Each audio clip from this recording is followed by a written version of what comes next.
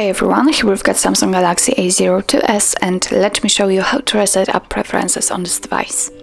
So first of all we have to find and open the settings, and here let's scroll down and find apps. Now let's tap on this three dots icon in the right upper corner, and here at the very bottom of the list we've got reset up preferences option, so let's tap. Now your device is telling you that it will reset all preferences for disabled apps, notification restrictions for apps, default apps, background data restrictions and permission restrictions. No worries, you won't lose any existing app data whilst this operation, so if you're ready, tap on reset. And actually, that's all.